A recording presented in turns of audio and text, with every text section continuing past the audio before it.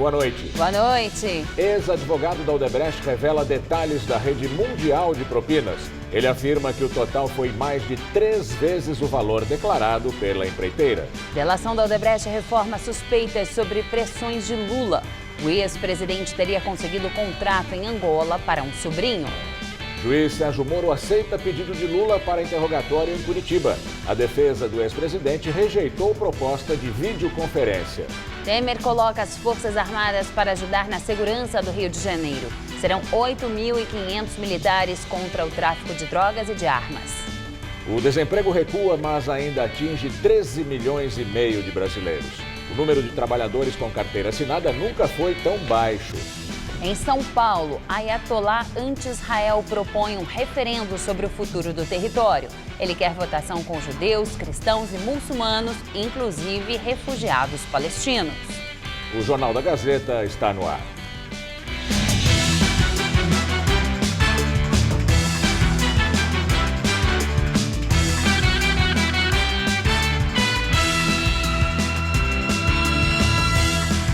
A Prefeitura divulgou um projeto preliminar do futuro Parque Augusta, na região central da cidade. A área deve ter um espaço para redes e outro dedicado só aos cães. A área de 24 mil metros quadrados ainda permanece fechada. Nos portões há correntes e cadeados e ninguém está autorizado a entrar. Reflexos de uma história que parece não ter fim e que acaba de ganhar mais um capítulo. Agora, o Parque Augusta finalmente ganhou seu primeiro desenho oficial. Um esboço de como ele poderá ficar num futuro próximo, ainda preservando o patrimônio tombado, como a vegetação do bosque e o antigo casarão. O projeto prevê 3 acessos ao parque, 2 pela Rua Augusta e 1 pela Rua Caio Prado. A intenção é construir uma arena composta por um deck elevado, com arquibancadas e uma praça, no acesso superior da Augusta, além de trilhas pela mata. Na proposta consta ainda a instalação de um playground, de 4 equipamentos de ginástica para idosos e uma área para a colocação de redes. Tem até um cachorródromo, um espaço reservado para os cães. Ainda segundo o projeto, 90% da área serão permeáveis, ou seja, sem pisos e coberturas, como o concreto. O projeto da Prefeitura foi elaborado com base em outras 5 propostas que foram entregues por ativistas à Secretaria do Verde e do Meio Ambiente. O projeto ainda é provisório e pode ser revisado. Então eu acho que ele deve abranger o máximo possível de possibilidades, né? Porque a sociedade é plural, é formada por diferentes grupos e todos esses grupos devem utilizar o parque. Eu acho excelente, desde que tenha uma manutenção, um acompanhamento, que não... Muitos pontos da cidade estão muito abandonados, né? O terreno que pertence às construtoras Cetim e Cirela já foi palco de vários protestos. Para conseguir a área e transformá-la em parque, a atual gestão propôs às empresas uma troca.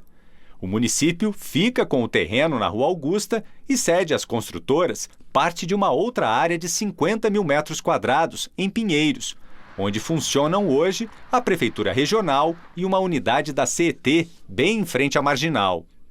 No acerto, as empresas ficarão responsáveis também pela construção e manutenção do Parque Augusta e da Praça Roosevelt, também no centro, por 2 anos.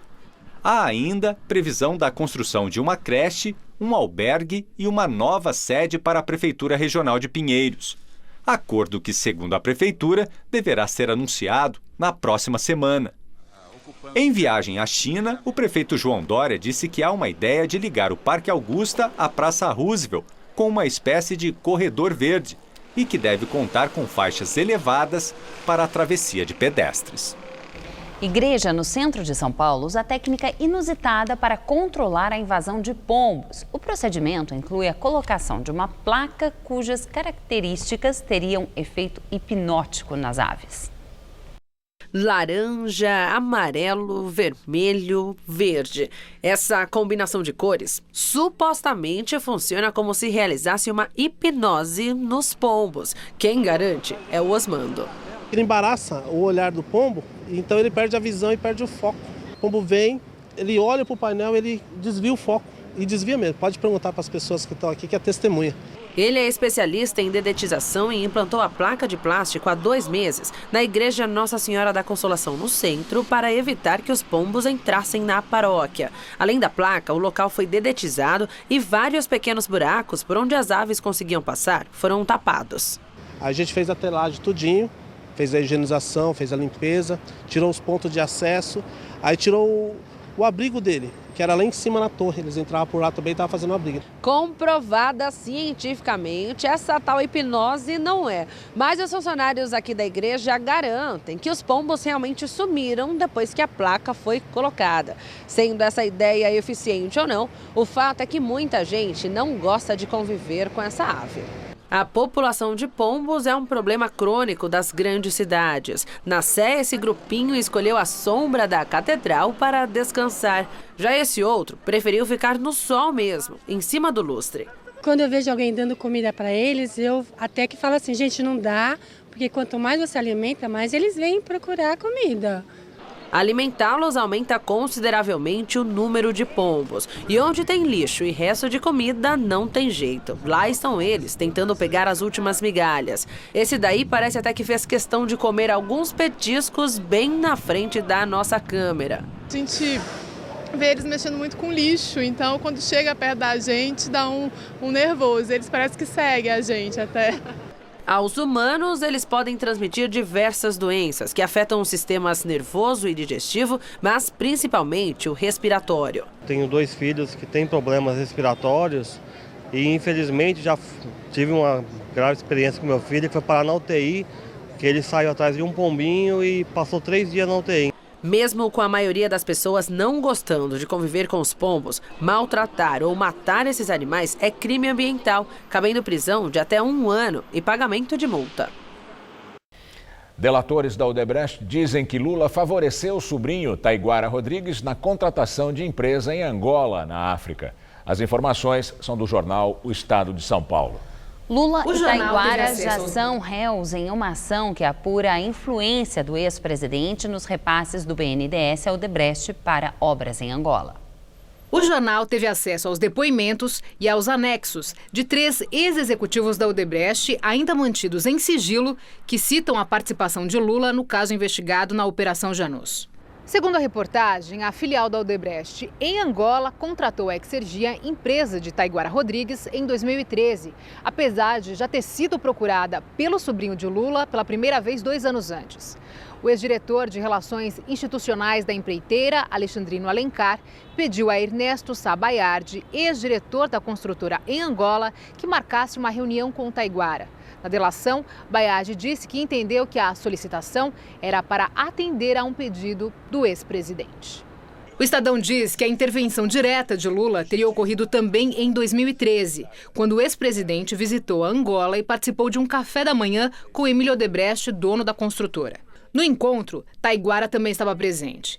Ao Ministério Público, Ernesto Sá Baiardi afirmou que, depois do café, o petista o chamou de lado e falou que Taiguara era honesto, trabalhador, que estava iniciando carreira empresarial e que, se possível, era para ajudá-lo. Já Alexandrino Alencar disse que Lula teria pedido que a Odebrecht avaliasse a possibilidade de contratar as empresas de Taiguara. A solicitação teria sido levada a Emílio Odebrecht, que, segundo ele, concordou prontamente. Antônio Carlos Blando, sucessor de Baiardi no comando da Odebrecht em Angola, falou que recebeu o sobrinho de Lula quando chegou ao país e que a atenção diferenciada com que tratou os assuntos da Exergia tinha por finalidade agradar ao ex-presidente. Ainda segundo Blando, em 2014, Taiguara pediu adiantamento contratual a que a empresa dele não tinha direito. Mas mesmo assim, os repasses foram realizados em 2 parcelas. Uma de $500 mil e outra de $200 mil. Desde outubro do ano passado, Lula e Taiguara são réus na ação que apura a acusação de que a Exergia não prestou os serviços para os quais foi contratada. O trabalho teria sido executado pela própria Odebrecht em retribuição ao fato de ter sido contratada pelo governo angolano com base em financiamento para exportação de serviços concedido pelo BNDES. De acordo com o Ministério Público, Lula recebeu propina nesse caso por meio de terceiros. Tanto Lula quanto Taiguara, que chegou a ser levado para depor à Polícia Federal, negam as acusações. O juiz Sérgio Moro confirmou que o segundo depoimento do ex-presidente Lula vai ser também presencial. O interrogatório está marcado para 13 de setembro em Curitiba. Moro havia sugerido que o depoimento fosse por videoconferência, mas os advogados de Lula protestaram. Eles defenderam que o réu tem o direito de estar diante do juiz para prestar esclarecimentos. Este processo envolve suposto pagamento de propina feito pelo Odebrecht em favor de Lula, decorrente de contratos da Petrobras com a empreiteira. Segundo o MP, a construtora comprou um terreno onde seria construída a nova sede do Instituto Lula, obra que não foi executada. A denúncia afirma também que o ex-presidente recebeu como vantagem indevida a cobertura vizinha à residência onde vive em São Bernardo do Campo. Lula é acusado de corrupção passiva e de lavagem de dinheiro.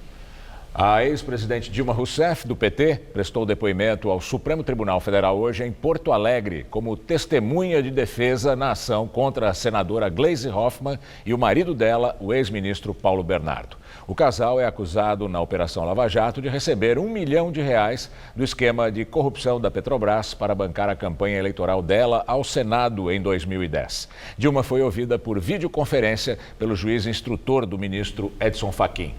Segundo o site do jornal Folha de São Paulo, Dilma afirmou que Gleisi Hoffmann não tentou pressionar pela manutenção de Paulo Roberto Costa no cargo de diretor de abastecimento da Petrobras. Na época, Gleisi era ministra-chefe da Casa Civil de Dilma. Segundo a denúncia, a permanência de Costa no cargo seria um dos motivos que levaram Paulo Bernardo a pedir o pagamento de propina. A taxa de desemprego no Brasil, divulgada hoje pelo IBGE, tem o primeiro recuo trimestral significativo desde dezembro de 2014. O número de desempregados caiu para 13% no segundo trimestre do ano. Nos primeiros 3 meses de 2017, o desemprego estava em 13,7%. Ainda segundo o IBGE, o número de desempregados continua muito alto. 13,5 milhões de pessoas estão sem trabalho no Brasil. Isso representa uma melhora em relação ao trimestre anterior, quando 14,2 milhões pessoas estavam sem emprego. Os últimos dados do CAGED também mostram uma recuperação do mercado de trabalho. Nos primeiros 6 meses do ano foram criadas 67.300 vagas formais de emprego, resultado que garantiu o melhor semestre em 3 anos. O presidente Michel Temer, do PMDB, assinou o decreto de garantia da lei e da ordem que autoriza a atuação de tropas das Forças Armadas na segurança pública no Rio de Janeiro. Segundo o decreto, os militares podem permanecer nas ruas do Rio até dia 31 de dezembro. Em vídeo publicado na internet, Temer disse que a decisão tem como objetivo defender a integridade da população, preservar a ordem pública e garantir o funcionamento das instituições. O agravamento da situação de segurança pública está no centro de nossas preocupações. Ao longo do meu governo, acompanho e instruo os ministérios a tomar as medidas necessárias para enfrentar esse desafio. A medida de hoje, em relação ao Rio de Janeiro, é mais um passo no combate a essa situação que hoje inquieta e angustia todos os brasileiros, particularmente os moradores do Rio de Janeiro. Em coletiva, o ministro da Defesa, Raul Jungmann, informou que 8.500 militares, além de 620 agentes da Força Nacional, vão ajudar na segurança no estado. Eles serão empregados preferencialmente em operações contra o tráfico de drogas e armas. A nossa mensagem é: nós não vamos recuar. Nós estamos determinados e vamos até o fim. O Rio vive um aumento dos casos de violência que assusta a população.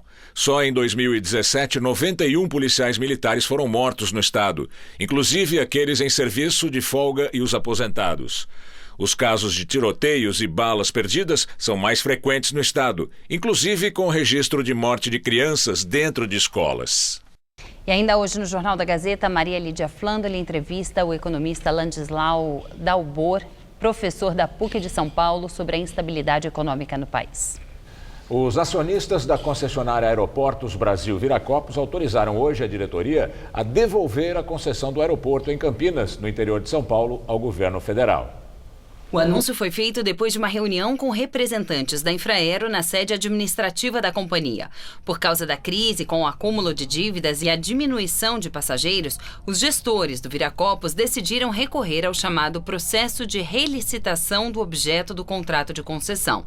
O Aeroporto Brasil é a primeira concessionária a utilizar a medida.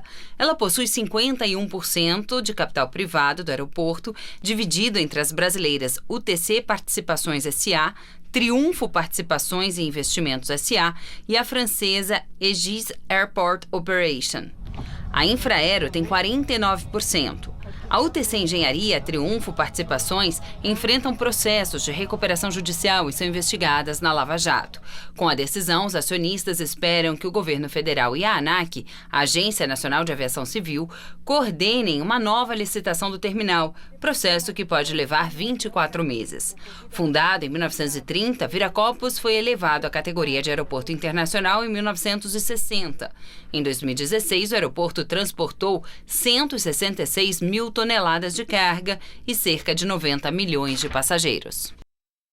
O consumidor vai pagar mais caro na conta de luz a partir de setembro. A ANEEL, a Agência Nacional de Energia Elétrica, informou hoje que durante o mês de agosto vai vigorar a bandeira tarifária vermelha.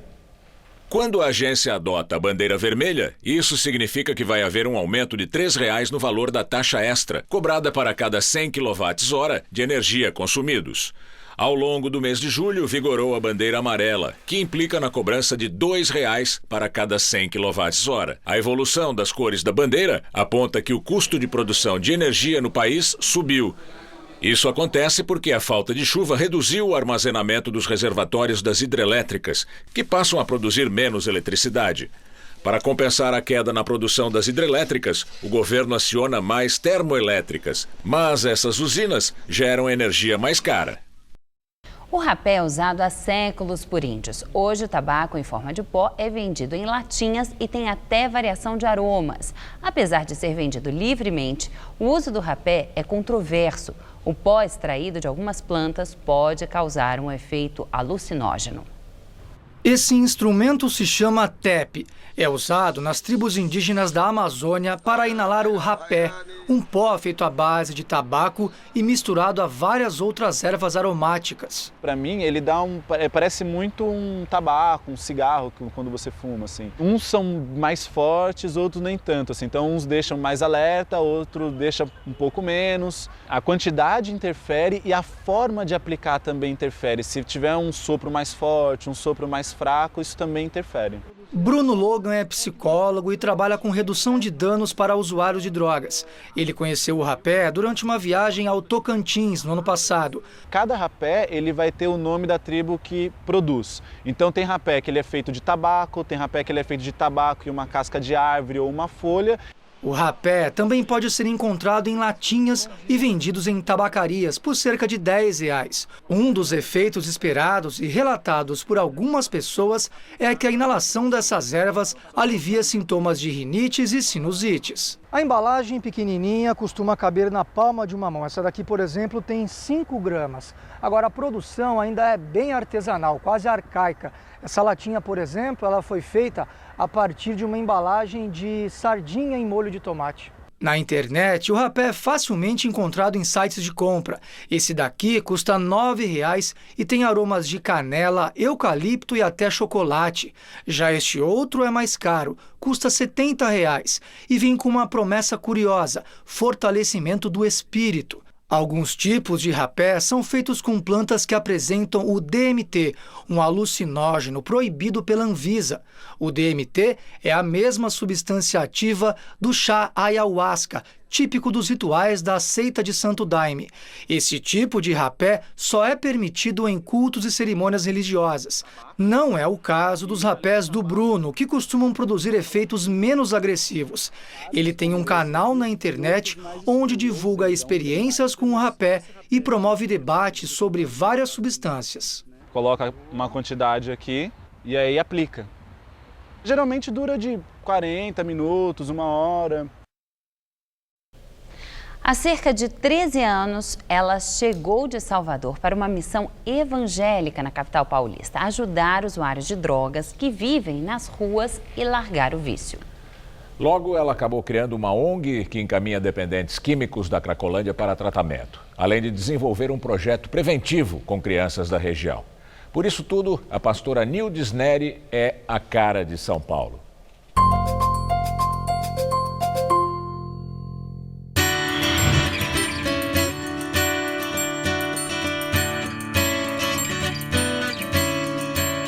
É um abraço.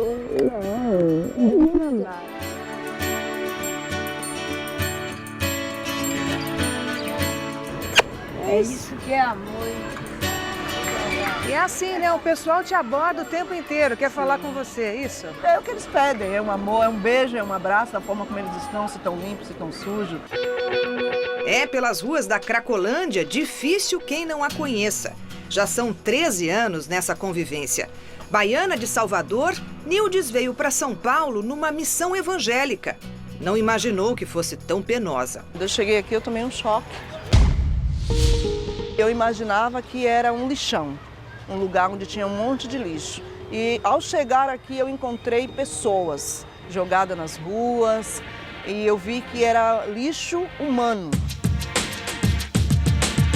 Moradora da região, desde que chegou, ajuda usuários de drogas a largar o vício.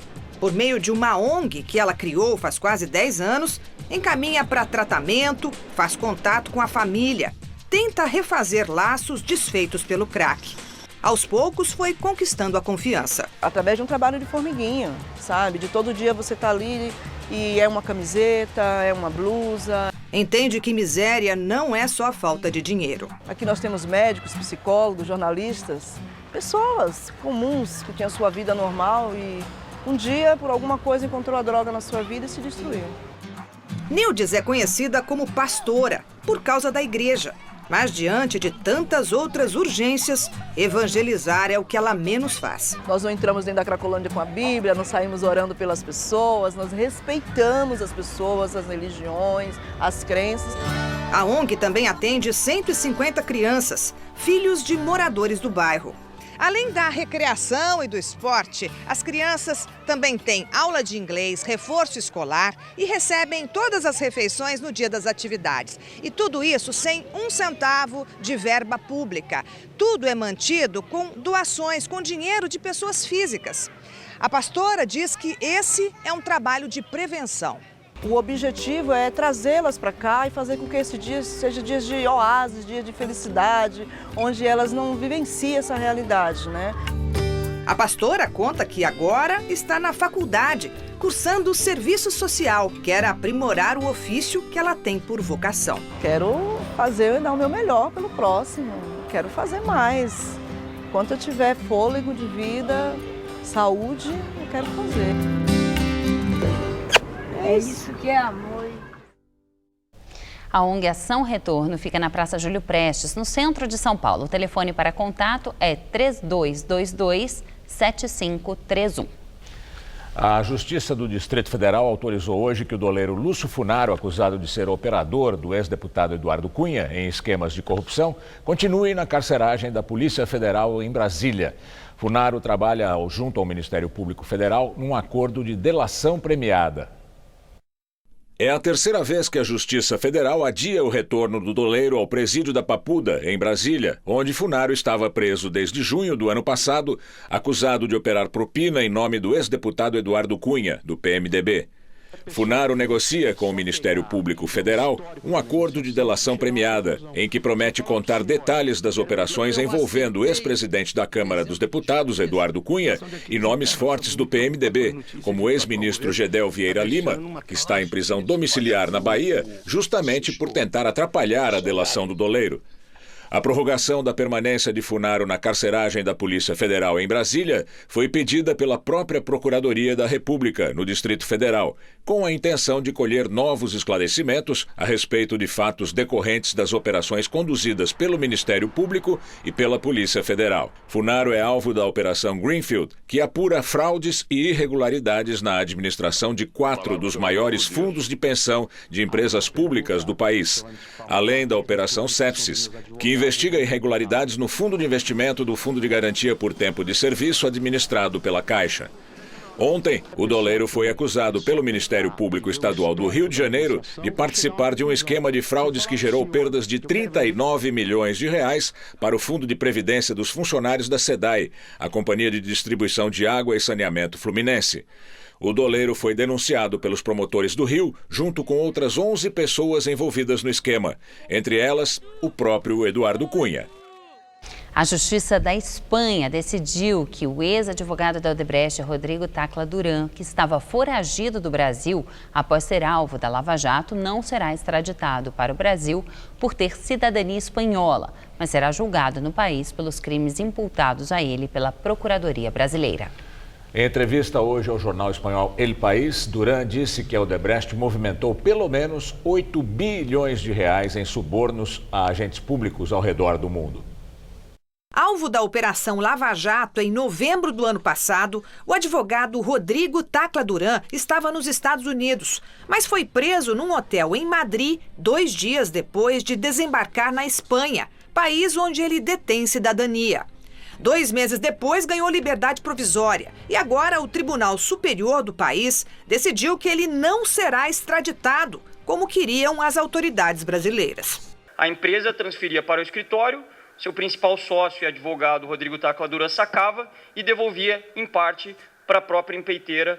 E nisso você obtém o dinheiro, a disponibilidade financeira para todos os fins ilícitos, para pagar funcionários públicos, para pagar agentes políticos. É nesse momento que se gera o famigerado e muito comentado Caixa 2.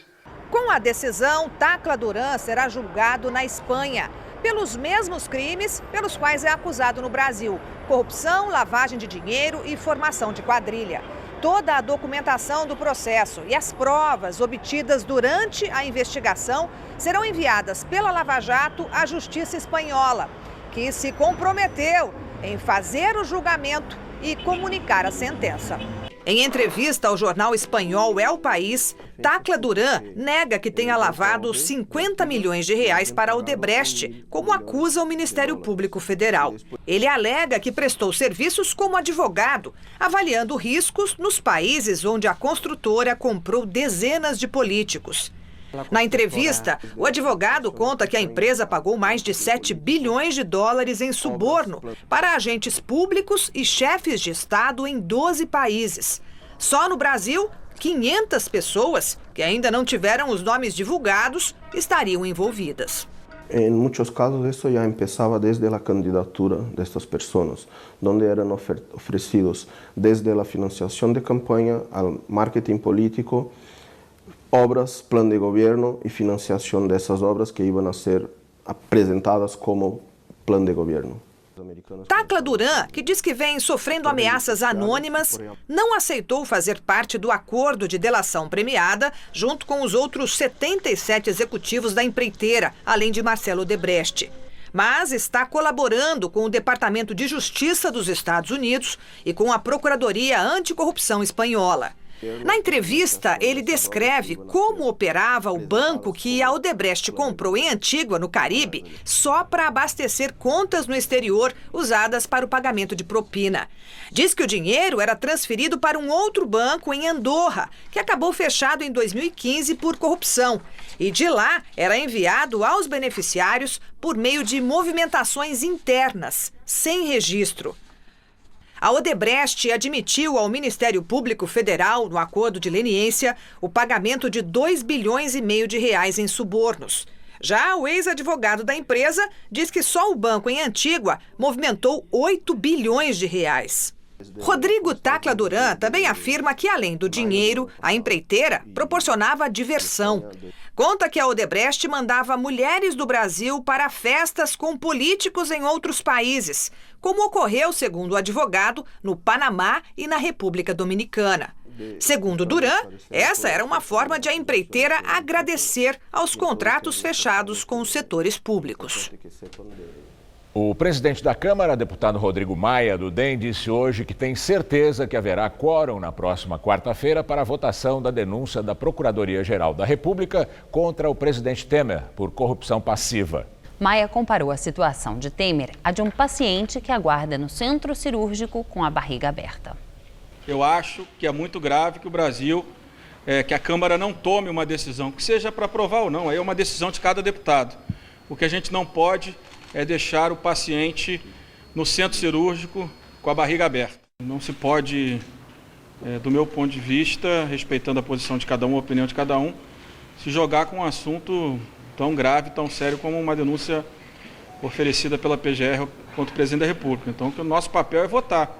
Quem quiser vota sim, quem quiser vota não, mas não votar é manter o país parado no momento que o Brasil vive de recuperação econômica, mas ainda de muitas dificuldades. Comerciantes da Feira da Madrugada tiveram parte dos boxes destruídos em ação realizada pela Guarda Civil Metropolitana.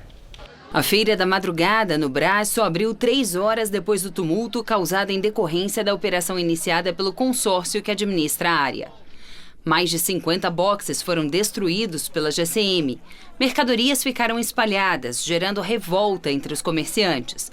Um grupo tentou fazer um bloqueio na Avenida do Estado em protesto. Os lojistas dizem que não foram comunicados sobre a decisão do consórcio, que pretende dar outro destino ao espaço. De acordo com a Secretaria de Segurança Urbana, a polícia foi acionada para apoiar os agentes na operação. Com a confusão, a feira só foi aberta às 5 da manhã. Um acidente com trem em Barcelona, na Espanha, deixou mais de 45 feridos. Segundo relatos de testemunhas que estavam na plataforma no momento do acidente, o trem não conseguiu frear e bateu contra o muro de contenção da estação Francia, no centro da capital catalã. Muitos passageiros já estavam de pé para desembarcar, o que pode ter aumentado o número de feridos. 5 pessoas foram hospitalizadas em estado grave. Em sua primeira visita ao Brasil, o ayatollah iraquiano Araqi despertou críticas de líderes religiosos que o acusam de pregar um discurso de ódio, especialmente contra o Estado de Israel. Mohsen Araqi participa amanhã de uma palestra organizada pelo Centro Islâmico no Brasil sobre o combate ao terrorismo. Na semana passada, a Federação Israelita de São Paulo divulgou nota repudiando a visita. A entidade atribuiu a Araqi declarações exaltando a destruição do Estado de Israel, algo que o Centro Islâmico no Brasil nega. Hoje, em entrevista ao jornal Folha de São Paulo, Araqi destacou que o Irã não tem nenhum conflito direto com Israel e que chegou a propor um plebiscito para intermediar conflitos entre Israel e países vizinhos em guerra. Um referendo no qual seguidores de todas as religiões, muçulmanos, cristãos e judeus, participem e montem um Estado. E destacou que o que visa é a extinção da opressão na região. Questionado sobre a carta que líderes religiosos brasileiros publicaram condenando qualquer discurso destinado a propagar o ódio entre nossas comunidades, o ayatollah disse achar muito estranho que alguns grupos, algumas pessoas, não querem nem ouvir, tentando inclusive proibi-lo de entrar no Brasil. A Polícia Federal monitora os passos do ayatollah Araqi, acusado por representantes da comunidade judaica de ter ligações com o grupo terrorista Hezbollah. O governo direitista de Israel voltou a restringir o acesso à esplanada das mesquitas em Jerusalém. Homens com menos de 50 anos foram novamente proibidos de entrar na área considerada sagrada a partir de hoje, dia das tradicionais orações muçulmanas. O governo israelense disse que essa é uma forma de prevenir e responder a qualquer ato de violência. Ontem, depois da retirada dos detectores de metais e câmeras, milhares de muçulmanos voltaram à esplanada das mesquitas, depois de 2 semanas. No entanto, houve choques com policiais israelenses e pelo menos 113 pessoas ficaram feridas. A Coreia do Norte testou um novo míssil balístico nesta sexta-feira. O projétil voou cerca de 45 minutos e percorreu 1.000 quilômetros antes de cair em águas japonesas, segundo autoridades de inteligência do Japão, Coreia do Sul e Estados Unidos. Os governos de Seul e Tóquio já anunciaram reuniões para avaliar o nível da ameaça desse lançamento. O primeiro-ministro japonês Shinzo Abe pediu que Estados Unidos, Rússia, China e Coreia do Sul aumentem a pressão contra a Coreia do Norte para evitar testes futuros. O Alto Comissariado para Direitos Humanos da ONU pede que o governo da Venezuela permita manifestações contra a Assembleia Constituinte. Em advertência ao governo de Nicolás Maduro, a entidade da ONU afirmou que quem não quiser participar da votação para a Assembleia Constituinte, no domingo, precisa ser respeitado e ninguém deve ser obrigado a votar. A convocação da Assembleia Constituinte é criticada por uma parte da população, que acusa Maduro de tentar se perpetuar no poder e reescrever a Constituição. O governo, porém, já avisou que não vai permitir qualquer tipo de reunião, passeata ou ato nos próximos 5 dias. E agora vamos ao comentário de política internacional com João Batista Natali. A escalada de violência entrou hoje em novo patamar na Venezuela. O governo anunciou que reprimiria e condenaria até a 10 anos de prisão quem saísse às ruas para se manifestar contra a Constituinte de mentirinha que será escolhida no domingo. Mesmo assim, os partidos de oposição coligados na mesa da Unidade Democrática começaram ao meio-dia de hoje a ocupar as ruas de Caracas e as de outras grandes cidades. Nicolás Maduro quer que a Constituinte ocupe o lugar da Assembleia Nacional, eleita em 2015 e onde a oposição tem 2/3 dos deputados. O ditador descartou o voto universal. Nessa Constituinte de faz de conta, 173 delegados serão escolhidos por entidades do aparato bolivariano, como, por exemplo, o Sindicato dos Petroleiros. Outros 364 delegados virão na base de um por município. Acontece que os poucos municípios maiores são contra os bolivarianos e os muitos municípios minúsculos podem até apoiar o governo. A oposição boicota a Constituinte de Araque, não quer apresentar candidatos. A Venezuela já tem uma Constituição chavista aprovada por referendo em 99, mas Maduro não quer uma nova Constituição. Ele quer transformar a minoria em maioria. Só 23% dos venezuelanos aprovam a manobra do governo. E isso não vai resolver o colapso da economia. 1/4 dos venezuelanos está desempregado. 93% deles não tem dinheiro para comprar uma cesta básica. A máfia que controla o mercado de alimentos já ganhou 27 bilhões de dólares nos últimos 7 anos. A cada 4 pessoas, 3 perderam peso de um ano para cá, por falta de comida. Nada disso vai acabar com a pseudo-constituinte. O governo está encurralado e sofre críticas e sanções da comunidade internacional. Sobraram 2 esperanças: algum movimento militar ou então negociações. A senha para essas negociações estaria na possibilidade de Maduro adiar a instalação da Constituinte e negociar com a oposição. O que eu, aqui no meu diálogo com os meus botões, eu acho muito difícil. É assim que o mundo gira. Boa noite. São Paulo amanheceu hoje debaixo de nevoeiro por causa da baixa temperatura da madrugada. Mas no fim da manhã, o sol voltou a brilhar. E a máxima ficou em torno dos 24 graus. E o que todo mundo quer saber é se o fim de semana continua com tempo firme por aqui. Mariana Armentano traz a previsão pra gente.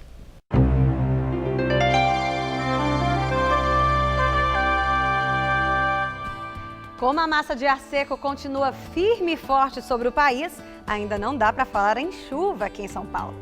Na verdade, não dá para falar em chuva em quase lugar nenhum do Brasil, só mesmo ali no extremo norte do país e entre o litoral nordestino e o litoral fluminense. Vamos dar uma olhada na nossa tabela de temperaturas para esse final de semana? Em Salvador, dia chuvoso com breves aberturas de sol e máxima de 26 graus. Em Natal, chove mais pela manhã e a máxima à tarde chega aos 28 graus. No Rio de Janeiro, chuvinha fraca e passageira com calor de 29. E em Floripa, mínima de 15 e máxima de 25 com tempo firme. Vamos ver como fica o dia no domingo? Em Salvador, nada muda, chuva em máxima de 26. Em Natal ainda chove, só que com mais aberturas de sol e máxima de 29 graus. No Rio de Janeiro, nada muda também, máxima de 29. E em Floripa, esquenta mais em relação a sábado, máxima de 26 graus. Para São Paulo, sem mudanças por aqui. O tempo continua firme e ensolarado em todas as regiões do estado e faz calor à tarde, principalmente pelo interior. A máxima bate na casa dos 30 graus em Votuporanga, dos 29 em Presidente Bernardes, dos 28 graus na região de São José do Rio Preto. E no litoral, quem quiser aproveitar o final de semana na praia vai poder contar com sol forte e temperaturas agradáveis. 25 graus em Santos e 26 em Caraguatatuba. Vamos ver como ficam as temperaturas aqui na capital?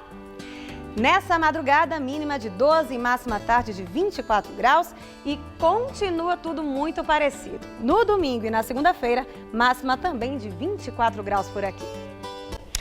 Um artesão fabrica réplicas de velocípedes da década de 60 numa cidade da Grande São Paulo. O primeiro que ele produziu ficou tão grande que não era possível pedalar. No segundo, ele conseguiu acertar o tamanho e desde 2013 produz o modelo para venda. Modelo 1860. Isso mesmo, 1860. Mas novinha em folha.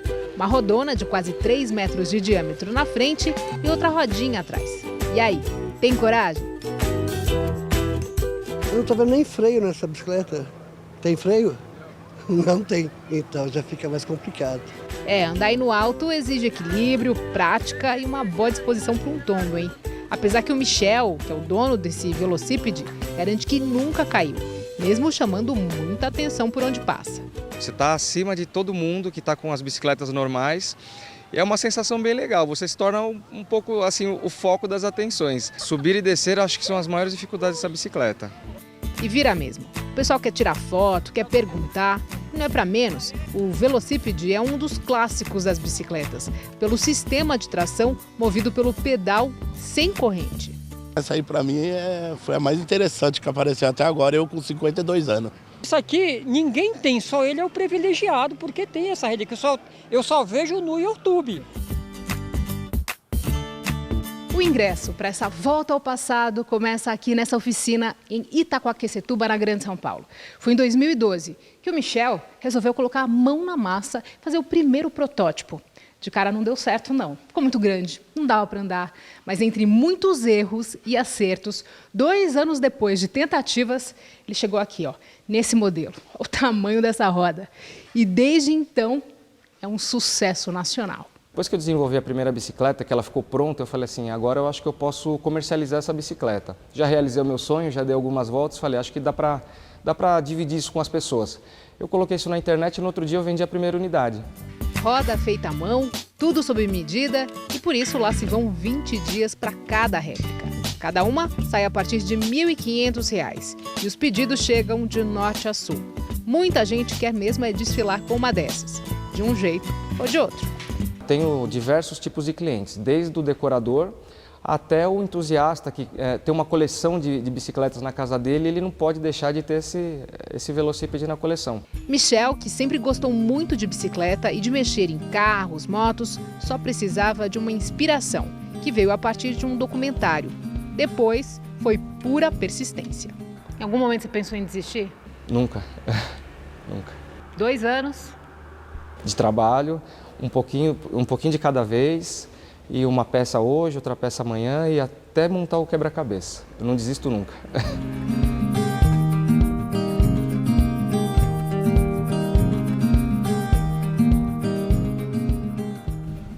A seguir, Maria Lídia entrevista o economista Ladislau Doubor, professor de economia da PUC de São Paulo. Até já. Quem quer conquistar, mas tem medo do próximo passo? Quem precisa para agora?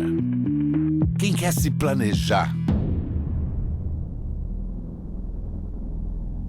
Quem se decidiu? Quem quer se preparar? Você tem muitos motivos para seguir em frente. E um só banco. Bradesco, para frente.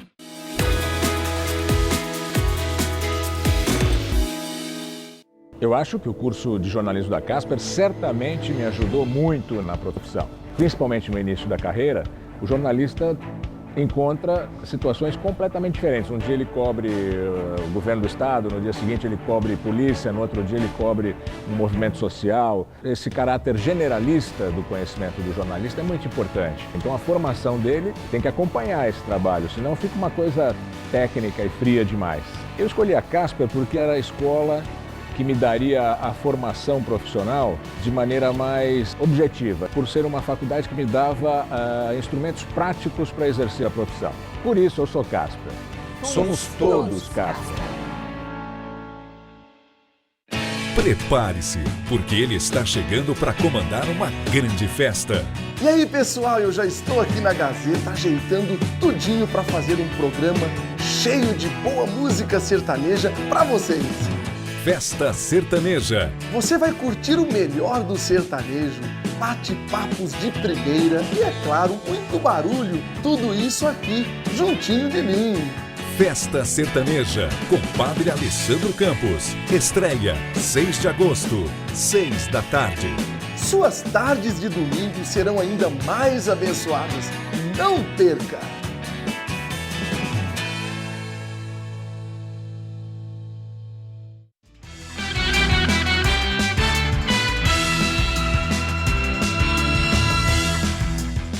O impacto da impopularidade do governo Temer e da crise política sobre a economia brasileira na entrevista do dia com Maria Lídia Flandoli. Entrevista o economista Ladislau Dolbor, professor de economia da PUC de São Paulo e consultor dos governos da Costa Rica, Equador e África do Sul para a organização de sistemas descentralizados de gestão econômica e social. Agradeço muito, professor, estar conosco. Tenho em mãos o mais recente trabalho do professor, que é autor de mais de 40 livros sobre economia. Dessa vez, A Era do Capital Improdutivo. Um livro que estará nas livrarias na próxima semana. E esse trabalho, qual é o foco, professor? O foco essencial é o que a gente chama de financiarização, né? Você aplicar em papéis, seja moeda, seja, enfim, o que se chama de aplicações financeiras, rende muito mais do que, por exemplo, você fazer uma fábrica de sapato, de você investir efetivamente na produção. Só que quanto mais aplicações podem render para você, mas com muitas aplicações, muita especulação financeira, não aparece um par de sapato a mais no país ou uma casa construída, né? Então, se você vai para o banco, eles vão perguntar em que a senhora quer investir. Mas na realidade não é investimento, é aplicação financeira, são papéis, né? Então, o fato que hoje, isso é internacional inclusive, rende mais você mexer com papéis do que você investir na produção, isso está esvaziando a capacidade produtiva da própria economia, né? Nossa, o senhor está falando de um exemplo vivo, né?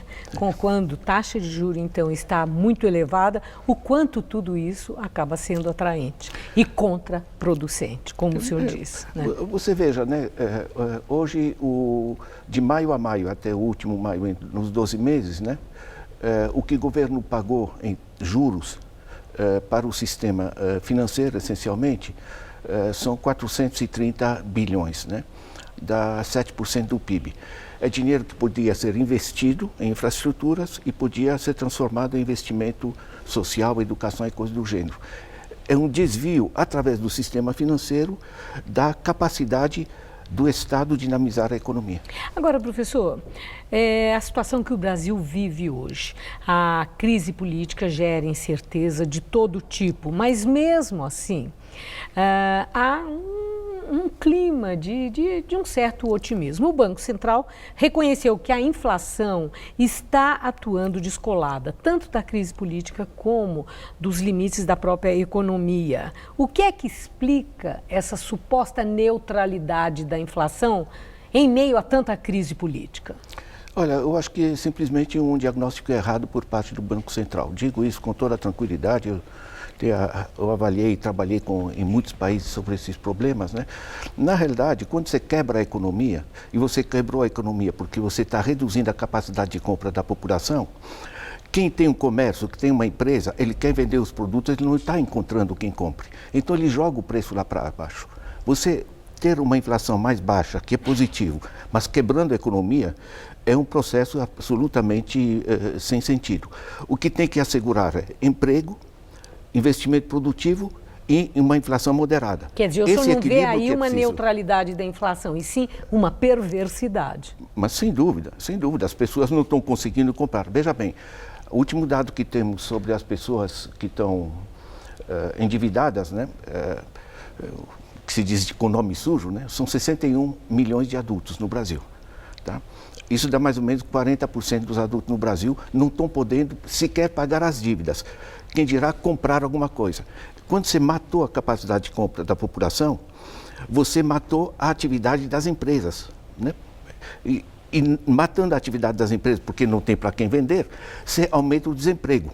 Então você gera esse ciclo que paralisa a economia e a inflação fica lá embaixo, mas a economia também. Agora a questão do comando. A pesquisa Ibope, que foi divulgada ontem, mostrou o nível de impopularidade do presidente da República. É o presidente mais impopular desde a redemocratização no Brasil. Até que ponto a impopularidade contamina a economia, impedindo a retomada do crescimento e queda do desemprego? Olha, eu acho que o que gera impopularidade é a incapacidade desse governo tomar alguma medida econômica que faça sentido, né? Cada vez mais eu peguei no Estado de São Paulo um artigo, perguntava assim, até quando vai ser culpa da Dilma, né? Porque, na realidade, há 2 anos que se aplica essa política e o país, enfim, está lá embaixo, com desemprego, 13 milhões e meio de não pessoas, resgatou, né? mas o governo celebra o resgate de outros indicadores. A própria queda da taxa Selic, a inflação também. Veja bem, dizer, na inflação... época de Dilma estava em 9, hoje está nos tais 3. Então, existe, mesmo em relação ao emprego e à produção industrial, pequena retomada, né, da atividade, do desemprego. Esses números que são muito baixos, mas mostra que parou de subir. Então, para quem estava numa desgraça tão grande, só subindo, produção industrial só caindo, há sinal de que alguma coisa foi resgatada nesses tais 2 anos? Veja bem, tem um impulso muito significativo pelo fato que nós tivemos um aumento da safra agrícola de 13,4%. Isso deu um impulso, só que o mercado externo no Brasil representa apenas 10% da economia. Os 90% é mercado interno. Como você está travando, inclusive, a capacidade de compra da população. A capacidade de compra da população, uma é a renda, outra é o que vem, que a gente chama de salário indireto. O acesso à educação, acesso à saúde, à previdência, esse diverso. Isso está sendo reduzido. Então, a compactação da capacidade de compra das famílias, não tem como você fazer funcionar uma economia se você não dinamiza a situação das famílias. Quem saiu de crises semelhantes? Pegue a era Roosevelt nos Estados Unidos, pega o pós-guerra da Europa, pega a Coreia, pega outros, são todos baseados em redução da desigualdade e um repasse de recursos para a base da sociedade através de crédito barato, e não esses juros que temos, certo? E através de forte participação de reforço do consumo coletivo a partir da atividade do Estado. Ou seja, o avesso daquilo que vivemos hoje? É o avesso do que está sendo feito. Por isso, no fundão de poço que a gente está, a gente pode dizer, tudo bem, parou de afundar, mas isso é um engodo, né? Na realidade, nós temos que retomar o inverso, na minha convicção, do que o governo está fazendo hoje, né? Eu agradeço muito a sua análise, professor. Uma boa noite. Boa noite. Juliana. E agora vamos ao comentário de cultura com César Job. O multitalentoso pernambucano Antônio Nóbrega presta uma homenagem ao legado de seu conterrâneo Luiz Gonzaga no espetáculo Lua, que ele apresenta amanhã à noite na Casa Natura Musical, em Pinheiros. O artista leva ao palco releituras de canções pouco conhecidas e clássicos do Rei do Baião, como Acauã, Que Nem Giló, Siri Jogando Bola, Juazeiro e Asa Branca. Em Lua, Gonzaga é reverenciado como grande compositor e intérprete nordestino, divulgador de gêneros musicais como xote, chachado, chamego e baião, mas, sobretudo, como um dos pilares da música brasileira. A atriz Marília Moreira estrela o monólogo Além da Imagem no Sesc Ipiranga. Em cena, Marília contrapõe a figura sexy de Marilyn Monroe no cinema com sua personalidade ingênua e sonhadora fora das telas. Com isso, tenta ressaltar as angústias do mito. Citações feitas por Marilyn são inseridas ao lado de trechos da peça A Gaivota, um dos clássicos do dramaturgo russo Anton Tchekhov, que o escreveu como uma comédia, mas que é considerado por muitos como um drama existencial. Outro russo, o poeta e escritor Mayakovsky, é o inspirador do espetáculo A Plenos Pulmões, que também estreia hoje no Centro Cultural Banco do Brasil. Mayakovsky, um dos mais importantes autores do século XX, foi um dos que antecipou a Revolução Russa, que comemora seu centenário esse ano. Já em 1912, ele participou de uma revolução estética e anárquica que lançaria o futurismo russo. Márcia Abujamra fez o roteiro e direção. No palco, Luciano Quiroli faz o poeta e Georgette Fadel, ora é uma sua leitora contemporânea, ora é narradora, ora interpreta as diversas mulheres da vida de Mayakovsky.